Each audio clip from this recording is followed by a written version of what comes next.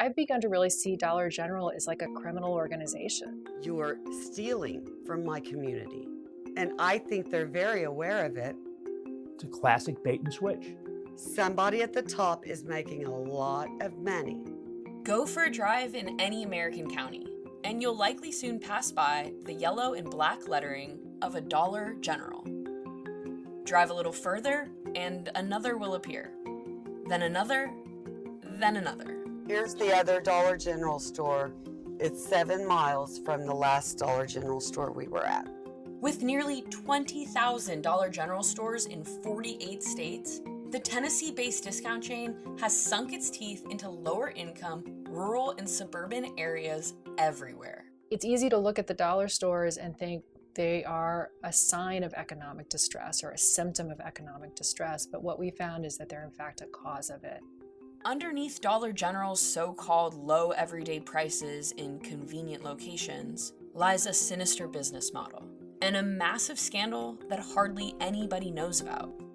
The fact that we have to sue a company to get them to tell the truth is absurd in my mind to begin with. My name is Lori Hartline. I am a Dollar General shopper out of convenience in my neighborhood. What you see here is when you travel, you'll go from looking for a grocery store, and before you get one, you have 3 Dollar General options. And that's all you have.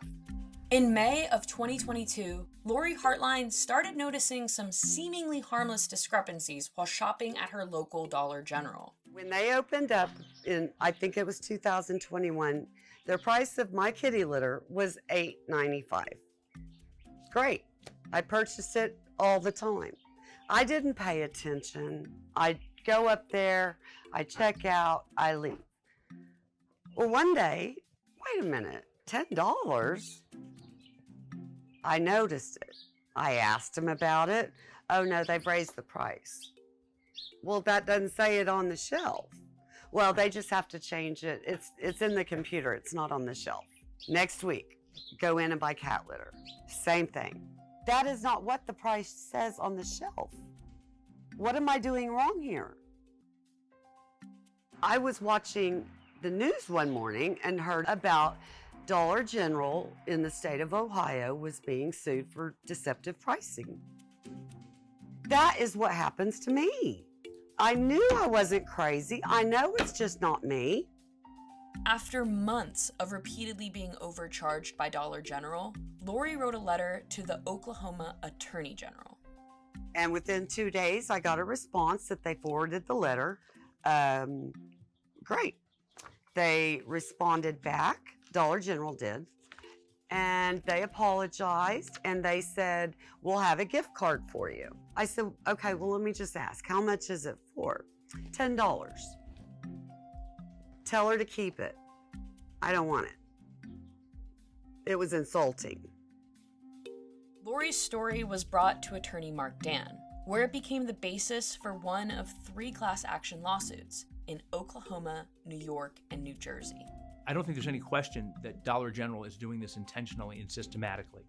June 22nd, I was overcharged 4 items out of 11. $7.95 was advertised $6.50. If you tell me one thing and then charge me something else, in almost every jurisdiction in America, that would be theft by deception. Corporations, as we now know from the U.S. Supreme Court, are people, and people need to follow the law. Dollar General's deceptive business practices run deeper than most realize, according to Stacy Mitchell, a researcher at the Institute for Local Self-Reliance. I think what they're looking for is places that have been, that lack, economic and political power, places that they can push around. They're often building in such numbers that it becomes impossible for a new grocery store or other locally owned businesses to develop in a neighborhood that really needs them. They kind of lock in poverty as they grow because poverty is the thing that really fuels these companies' bottom lines. So we have the poorest people in the country going to a store that's deceiving them about the price that they're charging for the goods, in a situation where they have very few other realistic choices. I think it's about as exploitive a business plan as I've ever seen. Almost every county in America and every state has a system for making sure that people who run cash registers do so honestly. Price verification is when we see that a product is listed for $2.99, take it up to the register, scan it, make sure it's ringing up as $2.99. We do a random sample of products that we pull. We're used to seeing 1 or 2 failures, getting it corrected, and feeling confident. Unfortunately, in Dollar General's case, it was large and continuous. The scale or the concern was over 80% of the stores that we checked were failing and failing repetitively, and really no acknowledgement or desire to correct that failure. Despite being cited repeatedly, Dollar General neglected to correct the problem, prompting the Ohio Attorney General to file litigation against the store. One unique component in our conversation was the recognition of how Dollar General staffs or short staff were receiving no guidance, and were just kind of keeping the place open as best they could, not really necessarily aware of the price verification challenge, their duty and responsibility under Ohio law, and then opportunities to correct it.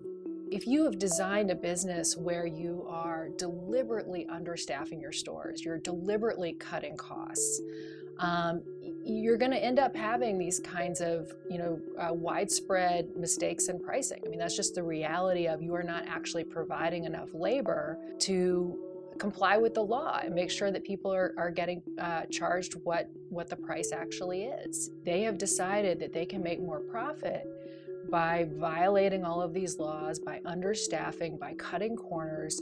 And right now, the fines that are associated with doing that are simply a cost of doing business. They are too low to make a difference and to stop this organization from behaving this way. Dollar General has been fined over $20 million by states and the federal government since 2017. But those fines, which pale in comparison to the amount Dollar General has siphoned from communities, have done little to change the company's behavior.